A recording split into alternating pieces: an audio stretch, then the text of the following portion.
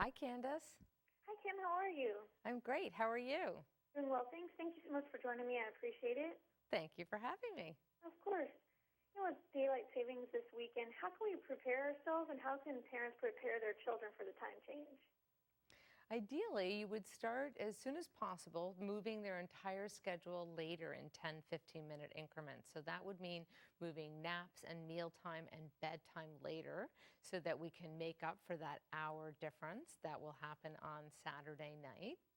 And then Sunday morning, be prepared for some early rising because our children, even though the clock will say 6 a.m., our children's body will feel like 5 a.m.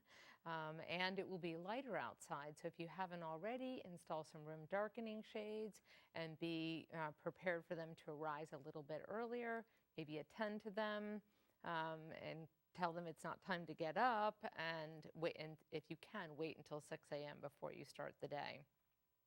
And how long does it typically take people to adjust? It takes about 3 to 7 days on average. And what should parents expect?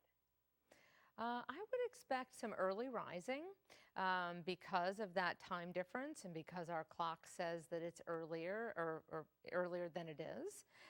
So that's very common. And then make sure that you have your child well napped in order to prevent that. So for instance, on Sunday, if they wake up at, let's say, 5:30 and they don't go back to sleep and you get them out and start the day at 6 a.m., that might be a day where you might need to add a nap if they're not napping, or add an additional nap if they are napping to help them make it to the later bedtime so that they're not overtired. Because what can happen is if we don't do that, it sort of becomes this downward spiral. Our children become more and more overtired, which then ingrains the early rising. And how can parents ensure their babies are happy and healthy during daylight savings time? I think making sure that they're well rested and well napped, and that they're also wearing a diaper that will keep them dry at night so that they're not being woken from a wet, leaking diaper. And that's why I really like Pampers, because across their entire line, their diapers offer up to 12 hours of overnight protection and are 3 times drier than the ordinary diaper. So we don't have to worry as a parent that a wet, leaking diaper is waking up our baby.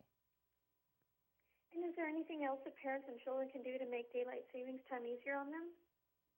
I think preparing up front, making sleep and naps a priority, and not starting the day before 6 a.m. as much as possible. And then before you know it, in a week, we'll all be adjusted. And do you have any additional tips or information you'd like to share with us? We have additional information on Pampers.com and SleepLady.com. Wonderful. Well, thank you so much, Kim. I appreciate it. Have a great afternoon. You too, Candace. Thank you. Thank you. Bye-bye.